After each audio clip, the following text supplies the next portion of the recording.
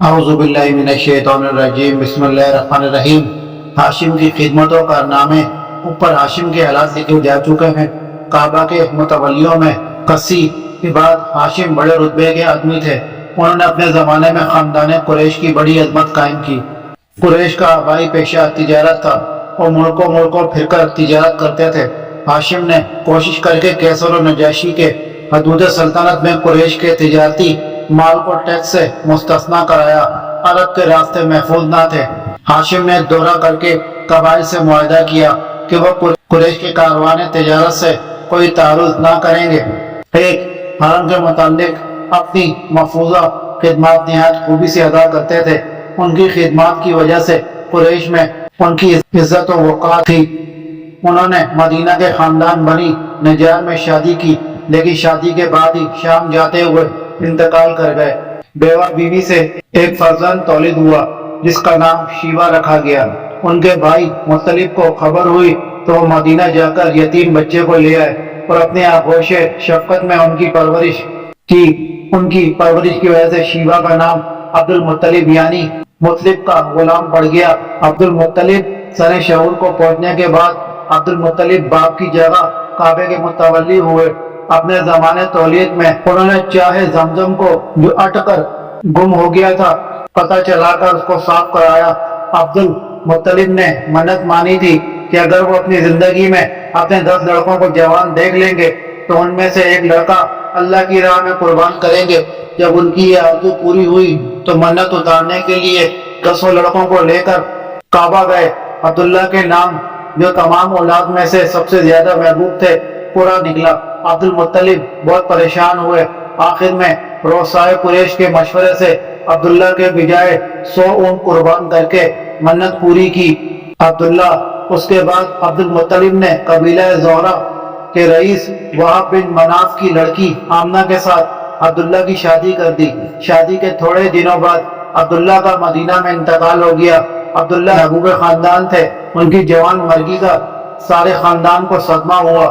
ولادت نبی صلی اللہ علیہ وآلہ وسلم عبداللہ کی وفات کے چند مہینوں بعد عین موسم بہار اپریل 871 میں 9 ربیع الاول کو عبداللہ کے گھر میں فرزند تولد ہوا۔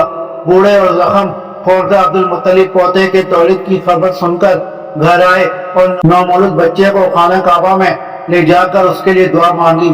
7ویں دن عقیقہ کر کے محمد صلی اللہ علیہ وآلہ وسلم نام رکھا اور کل قریش کی دعوت کی۔ قریش نے اس نامانوس نام رکھنے کا جو اب تک رائج نہ تھا سبب پوچھا۔ عبد المطلب نے کہا میرا فرزند ساری دنیا میں مدح و ستائش کا سزاوار قرار پائے۔ حضرت حلیمہ کی پرورش اور حضرت آمنہ کا انتقال۔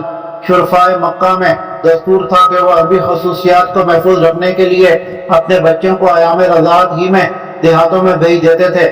اس دستور کے مطابق 6 مہینے بعد عبد المطلب نے اپنے پوتے کو ایک دائیہ حلیمہ کے جو بچوں کی تلاش میں مکہ آئی ہوئی تھی حوالے کر دیا۔ 2 برس تک اس بچے نے حلیمہ سعدیہ کی گود میں پرورش پائی۔ تیسرے برس حلیمہ نے یہ امانت آ کر آمنہ کو واپس کر دی۔ ابھی اس یتیم کا سن 6 سال تھا کہ آمنہ اسے لے کر اپنے مرحوم شوہر کی قبر کی زیارت کے لیے مدینہ گئی۔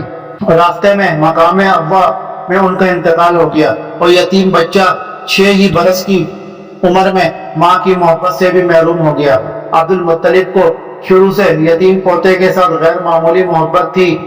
بہو کے انتقال کے بعد یہ محبت شیفتگی کی حد تک پہنچ گئی۔ ہر وقت پوتے کو ساتھ رکھتے، ایک پل کے لیے آنکھ سے اوجھل نہ ہونے دیتے تھے، لیکن یہ سایہ شفقت بھی زیادہ دنوں تک قائم نہ رہ سکا اور ماں کے انتقال کے 2 سال بعد دادا کا سایہ بھی سر سے اٹھ گیا۔ ابو طالب کی پرورش اور شام کا سفر۔ عبد المطلب دنیا چھوڑتے وقت پوتے کو اپنے لڑکے ابو طالب کے سپرد کرتے گئے۔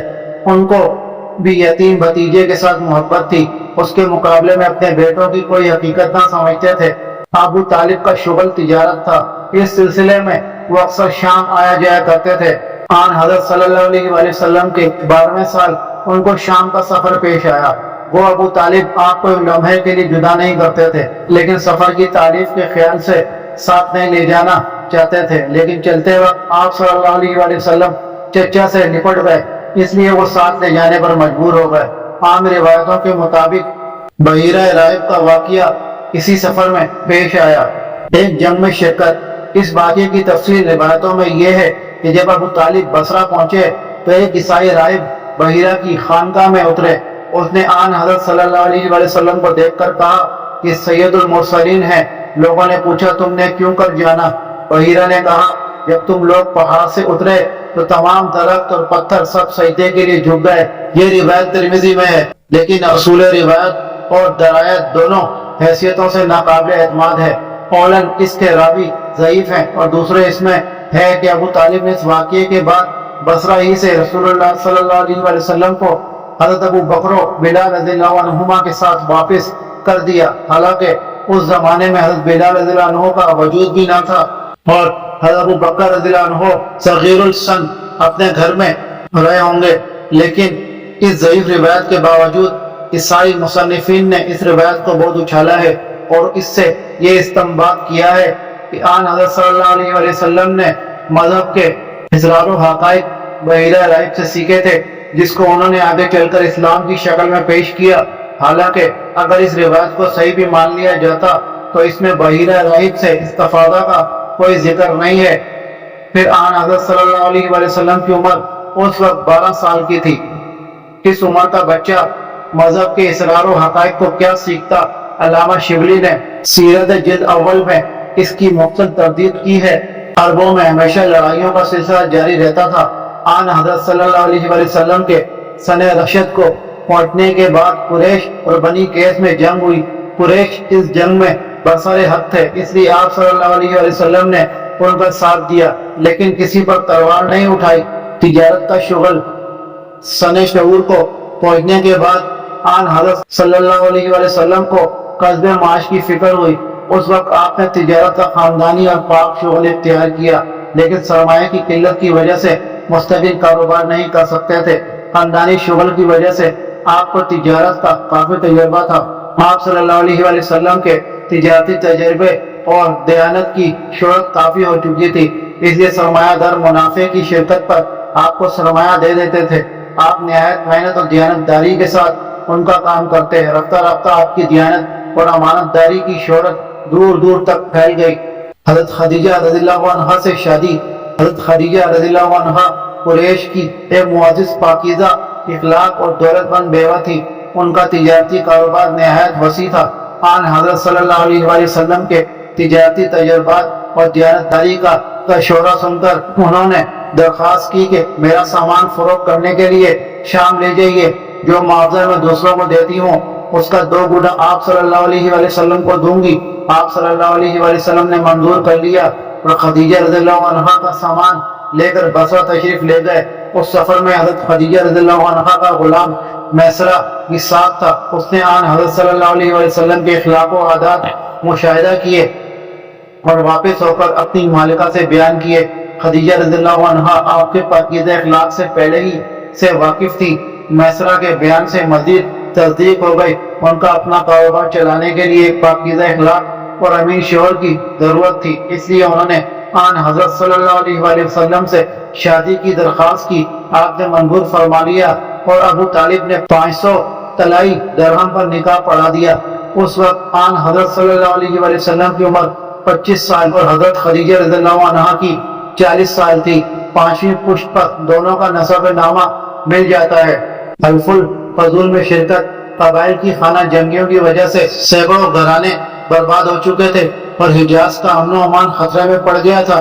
جنگ فجار کے بعد لوگوں کو ان تباہ کن نتائج کا احساس ہوا، چنانچہ آن حضرت صلی اللہ علیہ وآلہ وسلم کے چچا زبیر بن عبد المطلب کی تحریک پر بنی زہرہ اور بنی تیم نے آپس میں معاہدہ کیا کہ وہ ملک میں امن و امان قائم کرنے کی کوشش اور مسافروں کی حفاظت اور غریبوں کی امداد کریں گے، مظلوموں کو ظالموں کے پنجے سے چھڑائیں گے۔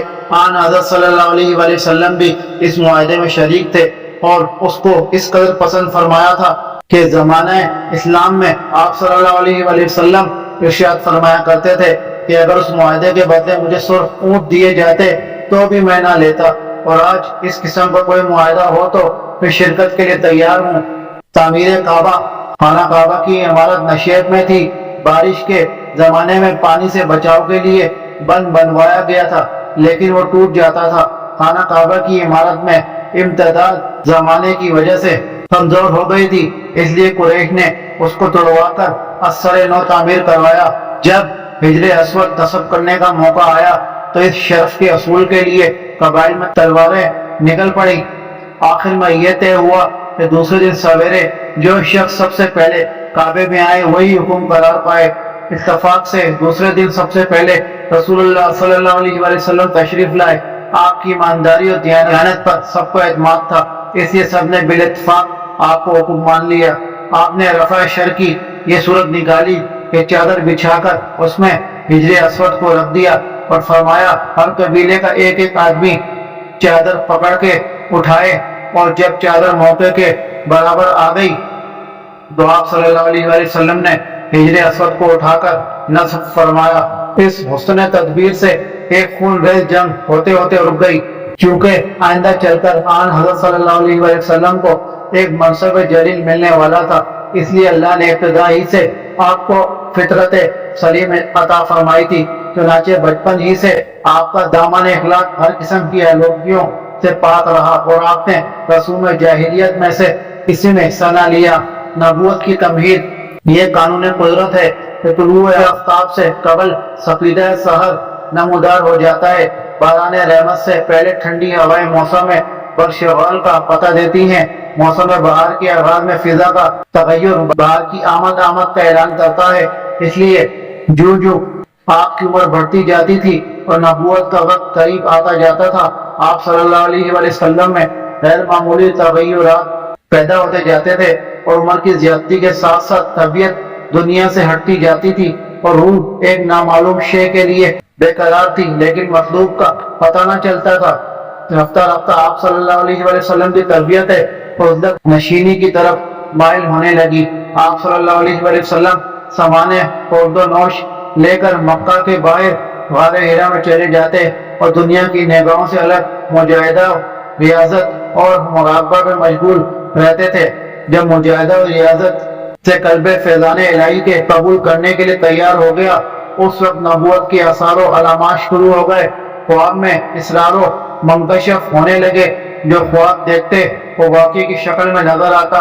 جو جو یہ مدارج بڑھتے جاتے تھے، فیضان الہی کی لہریں زیادہ تیز ہوتی جاتی تھی، تاہم کہ جب آپ صلی اللہ علیہ وسلم کا سن شریف 40 سال کو پہنچا تو ایک دن جب آپ حسب معمول غار حرا میں تشریف رکھتے تھے اور فرشتہ غیب نظر آیا اور آپ صلی اللہ علیہ وسلم سے کہا اقرأ بسم ربک الذی خلق، شان میں اور بھی الگ ایک پڑھ اپنے رب کا نام جس نے پیدا کیا۔ وراثت ظہور اسلام یہ واقعہ نہایت غیر معمولی تھا۔ گھر واپس تشریف لائے اور سینہ جلال الہی سے لبریز تھا۔ حضرت خدیجہ رضی اللہ عنہا سے واقعہ بیان کیا، انہوں نے تسلی دی کہ آپ پریشان نہ ہوں، اللہ کبھی آپ کا ساتھ نہ چھوڑے گا، اور آپ کو اپنے عزیز و رقا بن نوفل کے پاس جو توریت و انجیل کے عالم تھے لے گئیں۔ انہوں نے یہ معاہدہ سن کر کہا یہ تو وہی ناموس ہے جو موسیٰ علیہ السلام پر اترا تھا، کاش میں اس وقت تک زندہ رہتا جب آپ کی قوم آپ صلی اللہ علیہ وسلم کو نکال دے گی، اس وقت آپ صلی اللہ علیہ وسلم کی مدد کرتا۔ اس کے بعد حضرت جبرائیل علیہ السلام کے ذریعے آپ پر اصل حقیقت منکشف ہوئی اور آپ صلی اللہ علیہ وسلم نے اپنا فرض انجام دینا شروع کر دیا۔ دعوت اسلام کا مخفی آغاز، لیکن ایک ایسی قوم جو صدیوں سے شرک اور بت پرستی کی ضلالت میں مبتلا تھی، توحید کی دعوت دینا خصوصاً اس حالت میں روسائے قوم کے سال ہر سال کے اقتدار کا خاتمہ ہوا جاتا تھا، آسان نہ تھا۔ اس لیے اول اپنے ان مقربان خاص کو اسلام کی دعوت دی، جو لوگ آپ کے عادات و خصائل سے اچھی طرح واقف تھے۔ انہوں نے بلا تعامل اس دعوت کو قبول کر لیا۔ چنانچہ عورتوں میں سب سے اول آپ صلی اللہ علیہ وسلم کی رفیقہ حیات حضرت خدیجہ رضی اللہ عنہا، مردوں میں آپ صلی اللہ علیہ وسلم کے قدیم رفیق و محرم راز حضرت ابو بکر صدیق رضی اللہ عنہ، غلاموں میں آپ کے محبوب غلام زید رضی اللہ عنہ، نو عمروں میں آپ کے چچیرے بھائی حضرت علی رضی اللہ عنہ اسلام سے مشرف ہوئے، اور آپ 3 سال تک خاموشی سے اس فرض کو انجام دیتے رہے۔ حضرت ابو بکر صدیق رضی اللہ عنہ بڑے بااثر تھے۔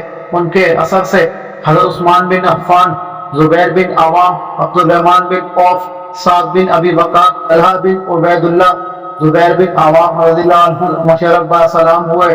ان کے قبول اسلام کے اثر سے اس کا دائرہ بڑھنے لگا، چنانچہ حضرت خباب بن ارق، عمار بن یاسر، سعید بن زید، عبداللہ بن مسعود، عثمان بن مظعون، ابو عبیدہ، سہیب اور ارقم رضی اللہ عنہ وغیرہ نے اسلام قبول کیا اور ایک اچھی خاصی جماعت دائرہ اسلام میں داخل ہو گئی۔ اعلانیہ تبلیغ۔ لیکن آپ کا فرض تنہا خفیہ تبلیغ اور چند آدمیوں کے ہدایت یاب ہونے پر ختم نہ ہو جاتا تھا، بلکہ سارے عالم کو اعلانیہ دعوت دینا تھا۔ اس لیے 3 سال کے بعد اعلانیہ تبلیغ کے احکام نازل ہوئے۔ یا ایھا المدثر قم فانذر 74 المدثر 1، 2 اور فاصدع بما تؤمر 15، الحجر 94 اور وانذر عشیرتک الاقربین 26، الشورى 214۔ اس حکم پر آپ صلی اللہ علیہ وآلہ وسلم نے کوئی صفحہ پر چڑھ کر آواز دی، یا معاشرہ قریش، اے قریشیو، آپ کی آواز پر لوگ جمع ہو گئے۔ آپ نے ان سے سوال کیا، اگر میں تم سے کہوں کہ پہاڑ کی پشت سے ایک لشکر جرار آ رہا ہے تو تم کو یقین آئے گا؟ سب نے ایک زبان ہو کر جواب دیا کہ ہم نے تم کو ہمیشہ سچ ہی بولتے پایا ہے۔ فرمایا، تو میں تم سے کہتا ہوں کہ اگر تم ایمان نہ لاؤ گے تو تم پر سخت عذاب نازل ہوگا۔ یہ غیر متوقع اور اپنے معتقدات کے خلاف بات سن کر سب بگڑ گئے۔ اس واقعے کے چند دنوں بعد آپ صلی اللہ علیہ وآلہ وسلم نے ایک دعوت کا انتظام کیا اور عبد المطلب کی اولاد کو جمع کر کے ان سے فرمایا، میں وہ چیز لے کر آیا ہوں جو دین و دنیا دونوں کی کفیل ہے۔ اس بارے گراں کو اٹھانے میں کون میرا ساتھ دیتا ہے؟ سب خاموش رہے۔ صرف حضرت علی رضی اللہ عنہ نے جواب دیا کہ مجھے اشوب چشم کی تکلیف ہے، میری ٹانگیں پتلی ہیں اور نو عمر ہوں، لیکن میں آپ کا ساتھ دوں گا۔ ان کے علاوہ سب خاموشی کے ساتھ لوٹ گئے۔